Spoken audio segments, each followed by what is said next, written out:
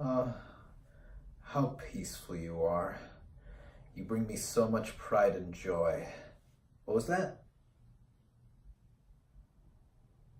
Ah.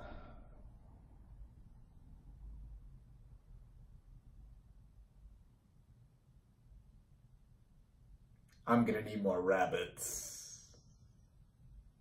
What is up, everybody? Random Random Man here, bringing you my review for The Favorite. Based on true life events, the plot of this historical period dramedy basically follows two cousins, played by Emma Stone and Rachel Weisz, jockeying to be the court favorites during the reign of Queen Anne, played by Olivia Colman, in the early 18th century.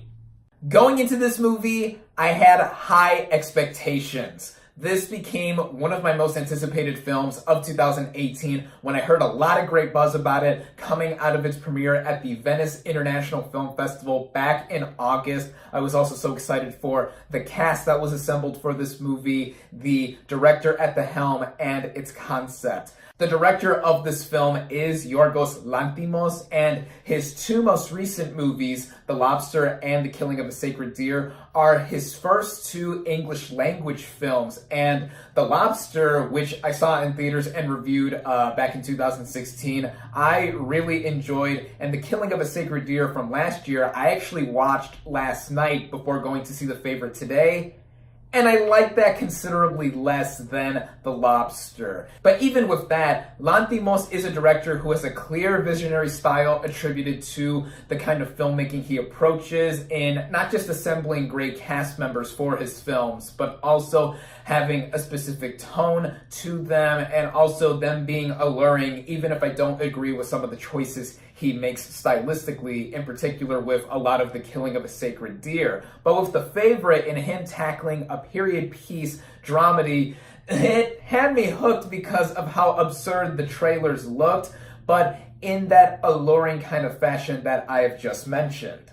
Starting out with the cast and their performances, we have Olivia Colman in the lead role of Anne, Queen of Great Britain. She has previously worked with Yorgos Lanthimos in The Lobster, where she played the hotel manager there. I thought she was very good in that film. And in The Favorite as Queen Anne, I thought she was terrific. At first, she doesn't have that much prominence. Yes, she is playing this noteworthy figurehead, but when you see her personality, she is very vulnerable. You don't think much of her, at least I didn't, in terms of how much she was on screen and how she presented herself. But as the movie progresses, I think that the way her character grew and also ultimately suffered because for most of the movie she is ill, it got me to really get into what was going on with her character and also with how much range she has as a performer. She gives one of my favorite performances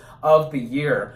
Likewise, Emma Stone and Rachel Weisz also contribute in not just giving my other two favorite performances of the film, but also just some more of my favorite performances I've seen in the entirety of 2018 within movies. Now, even though Stone and Weisz are billed as supporting players in this movie, they have quite a bit of screen time and prominence throughout the film as well, at times more so than Colman as Queen Anne. And these two, Stone and Weisz, they play Abigail Hill and Sarah Churchill, respectively. A lot of you may know about my infatuation with Emma Stone, both here on my channel and in real life. I've made it pretty clear that I love Stone, not just as an actress, but I think she is an absolutely gorgeous individual. But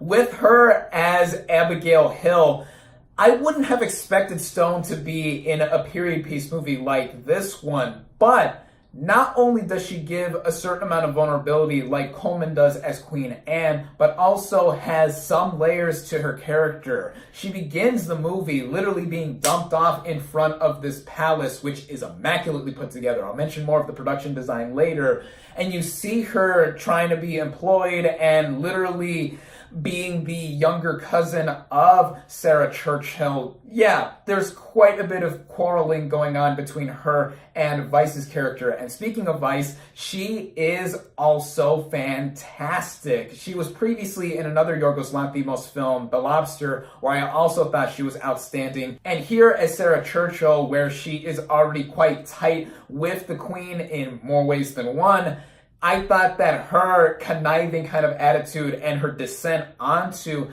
Abigail was quite intriguing to see, but also it was entertaining to see these two get back at each other and trying to vie to be the court favorite within the reign of Queen Anne. Even though this movie has 3 of the best female performances and straight up 3 of the best performances I've seen all year in terms of 2018 movies, I have to give some mention to the supporting male players in this movie, such as Nicholas Hoult as Robert Harley, 1st Earl of Oxford. He also adds on to some of the humor here. Everyone in this movie, to an extent, is funny, which I'll mention in a bit.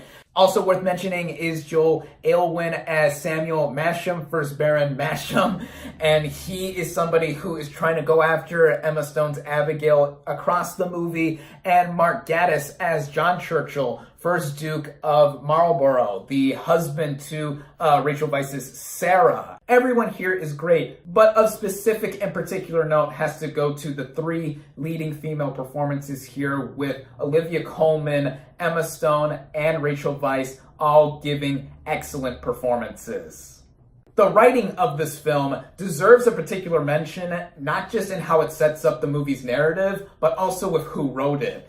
In the past, on top of directing his previous 2 movies, Lanthimos also had a hand in co-writing the film's screenplays. He co-wrote The Lobster, which he got an Oscar nomination for, and he also co-wrote The Killing of a Sacred Deer. That is not the case with The Favorite, as Deborah Davis and Tony McNamara are the 2 writers. I believe this is also the first screenplay that these 2 have ever written, and if that is the case, bravo. The movie begins in the early 1700s with Great Britain at war with France, and Queen Anne, not soon after the movie begins, falling ill with the gout. And while this is all happening, at least at first, we see how Abigail gets to the royal palace and is vying to get a job there, but not long after, seeing how her cousin is employed there as well, she kind of wants to get in close with the Queen as well. Queen Anne is mostly relegated to staying in bed, or if she has to move around, she moves around in a wheelchair and crutches. And as this is all going on, we do see the feuding between Sarah and Abigail, and this creates a lot of the movie's heavy drama and heavy comedy, as, oh my god, this movie is absurdly hilarious. It's both absurd in the way of how ridiculous some of the actions of these ladies end up being, but also absurd in how this is a period piece drama that one would expect takes itself seriously in the sense it's trying to portray history, but it is also clear that the comedy is played up to where, yeah, it is trying to instill in us of how it is so outlandish, the actions that are being shown. And adding on to that, this movie is just so charmingly British in general, with the dialogue speaking of the vernacular at the time, and also the title of this movie being spelled with the U after the O, even though here in America it's spelled without it. Yeah, details like that really get to me. This also goes into the subtext of this movie too, as contextually, this movie is pretty timely in showing off gender roles of the time that also apply to today. Men of the time of Queen Anne, they wore really itchy big wigs, they wore a lot of makeup, they walked around in heels, and in today, they're expected to be very gentlemanly-like, even though fashion trends have clearly changed. Same things also apply with women and how they're expected to be very ladylike and very posh and presentable. That certainly applies to today as well, but what I'm trying to emphasize here in terms of how this movie is timely with how the 3 central women are portrayed is how they are all strong individuals in their own right. I mean, yeah, I mentioned Queen Anne is sick. She's ill for most of the movie, but she is pretty headstrong as well with her actions, yelling a lot too, both to hilarity and utter seriousness. And with Abigail and Sarah too, they want to get their way as well. They really want to be in tight with the queen, and they are not going to let each other stop themselves from getting what they want. That made this film so engaging on an intellectual level, if you would, as there are so many mind games being played between our three female leads, but also just with what is going on in how these behind-the-scenes politics are portrayed. Of course, I'm not sure how accurate this is to real life. I mean, I didn't do research before seeing this movie, both to not spoil what happened, but also in not wanting to have that in the back of my mind while seeing this film. And I'm a history major, so it's sacrilegious of me to say that. But in terms of how I viewed this while watching this movie, it really laid onto me with such an absorbing fashion. That leads us into the technical merits of this movie. With Lanthimos' past two movies, I think he did a great job in creating a spectacle on a specific scale with how he sort of models his approach to filmmaking in esque of Stanley Kubrick. Now, I'm not saying he's outright trying to copy him, but he certainly borrowed a trick or two. This is certainly prominent within the camera work. The cinematography of this movie is so beautifully orchestrated with the tracking shots, also in how the various locations, mainly this palace that the majority of the movie takes place in, are shown off. The way the movie moves along and how it feels like, similarly to The Killing of a Sacred Deer, dread is always looming around the corner. That also has to do with the music that is used throughout the film as well, as reprises of the same pieces are used over and over again. But I thought they were quite effective in trying to get us to be more inside these women's heads and how they are playing with each other to deceive. Even with all of the deceit that is going on with this movie, both with the characters and tonally, to which I feel it is well balanced between the drama and the comedy, one cannot deny how stunning this movie is. The production values here, wow. This is one of the best looking movies I've seen all year. The production design, with how this palace looks, it is gigantic. The Queen's bedroom in particular, like wow. Quite a few scenes take place within that location and it looks so grand. It's probably bigger than my entire house. And the decorations within it, the furniture, the costume design with this movie too. Oh my God, it is so amazingly put together with how they look authentic to the time period, the clothes that every character wears in this film. The hair and makeup too, like I mentioned before with the men, a lot of them wear big itchy wigs, have a ton of white makeup on them, are wearing heels. The dresses and other articles of clothing that the women wear in this film as well look particularly great as well. The lighting of this movie has to be given a big mention as well, as it looks as if it was shot using natural light.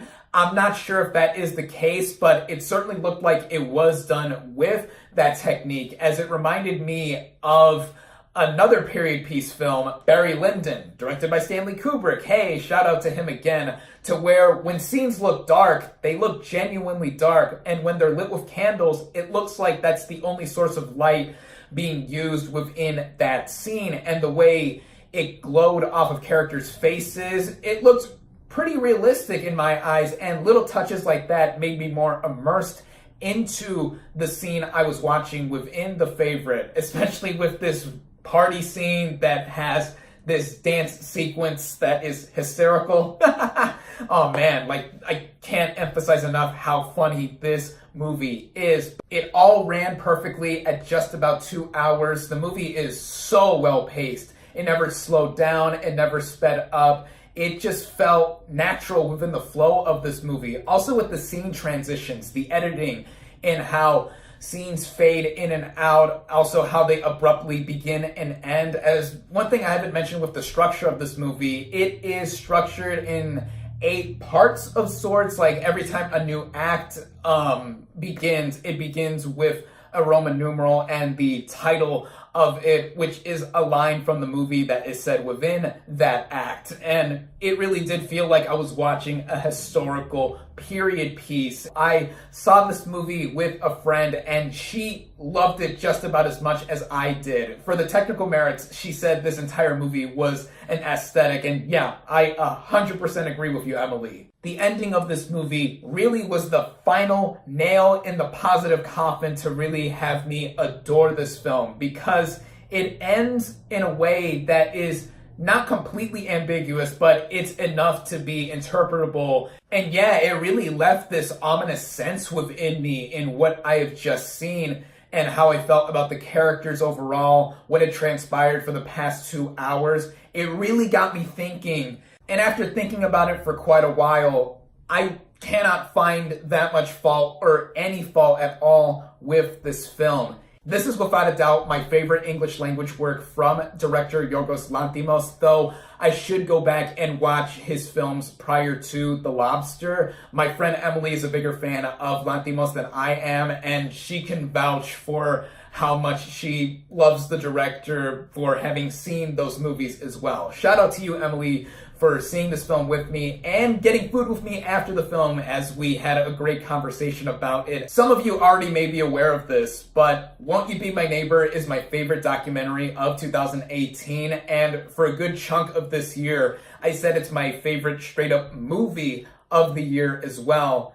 That just might be about contested with the favorite, now that I've seen that, as both of these movies have so many attributes to them that I can go on and on and on about both of these films. But it's nearing the end of 2018. There are still quite a few more movies I do want to see and review, so we'll just have to see when my favorites of the year video comes towards the very end of 2018. But as of now, the favorite I feel is one of 2018's film masterpieces. It just expanded into more theaters, at least here nationwide in the United States. So I implore those of you here to seek out this movie and watch it. It will be the talk of the town this upcoming award season and then some. I adore The Favorite. I cannot recommend it more highly enough.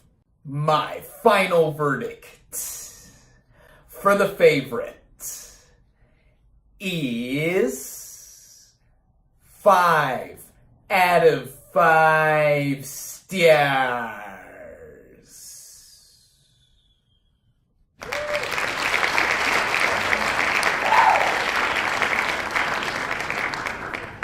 Thank you all, as always, for watching. Be sure to like this video, comment on what you thought of The Favorite. Social media links in the description. Subscribe to my channel for more, and I'll catch you on the next movie review.